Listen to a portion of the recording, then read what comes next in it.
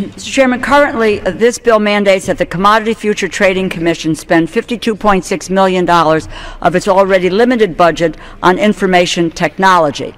My amendment, put forward with my colleagues Congresswoman Waters of California and Congressman Himes of Connecticut, reduces the IT set-aside back to its current level of $35 million.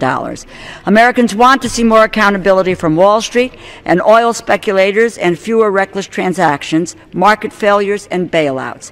That is the CFTC's job, to rein in gambling with risky derivatives on Wall Street and prevent undue speculation on oil. But Republican and Democratic experts both have argued that the current funding level purposefully sets the CFTC up for failure. The current bill leaves CFTC dangerously underfunded, 22% below the President's request. And this increased IT set-aside is equivalent to reducing their budget by another 7% below last year's level. By returning this set-aside to $35 million, our amendment gives the Commission more flexibility to spend the budget they have on enforcement and examinations to put more, quote, cops on the beat, as it were, if they see fit. This represents neither a cut nor a rise in the current level of CFTC funding. While I think we should fund them higher, this amendment merely lets them use their budget to do their jobs. And they manage to do a lot even with the limited resources we have given them. Last year, the Commission's Enforcement Division brought in just over $1 billion to the Treasury. That's more than the Congress has provided the Commission in the last 5 years.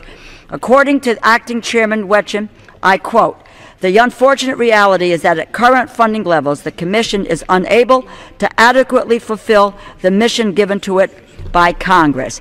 The agency's enforcement staff is already smaller than it was in 2002, when the Commission was just responsible for the futures and options market. Today, the smaller staff has additional important and extremely complex oversight responsibilities. They must now also oversee the $400 trillion swaps market, and they are responsible for pursuing cases against reckless, manipulative, or deceptive schemes. We need to give the Commission the flexibility in allocating resources that it needs to do its job, to oversee risky market behaviors, protect consumers, and enforce the law." This amendment will allow them to do that, and I urge all of my colleagues to support it, and I reserve the balance of my time.